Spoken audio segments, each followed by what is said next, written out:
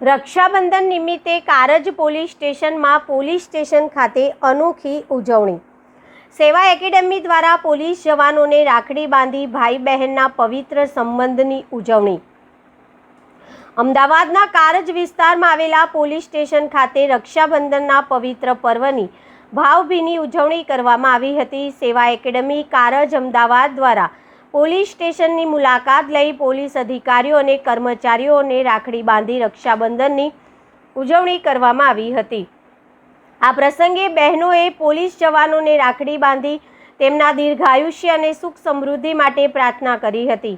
Police જવાનો દ્વારા સમાજની સુરક્ષા અને શાંતિ માટે કરવામાં આવતી સેવાઓ પ્રત્યે સન્માન અને આભારની લાગણી વ્યક્ત કરવામાં આવી હતી.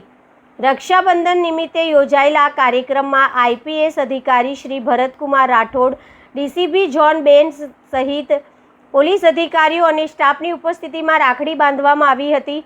પોલીસ પરિવાર સાથે રક્ષાબંધનની ખુશીઓ વહેંચતા સમગ્ર વાતાવરણ ભાઈચારા અને લાગણીસભર માહોલ જોવા મળ્યો હતો. સેવા એકેડમી દ્વારા પોલીસ જવાનોને રાખડી બાંધી સમાજની સુરક્ષા માટે દિવસ રાત ફરજ બજાવતા પોલીસ કર્મીઓ પ્રત્યે કૃતજ્ઞતા વ્યક્ત કરવામાં આવી હતી. પોલીસ અને નાગરિકો વચ્ચેના સંબંધોને વધુ મજબૂત બનાવતી આ પહેલની ઉપસ્થિતિ સૌએ પ્રશંસા કરી હતી. રક્ષાબંધન પર્વ માત્ર ભાઈ બહેનના પ્રેમનું પ્રતીક નથી, પરંતુ સમાજમાં પરસ્પર વિશ્વાસ, સુરક્ષા અને ભાઈચારાની ભાવનાને મજબૂત બનાવવાનો સંદેશ પણ આપે છે.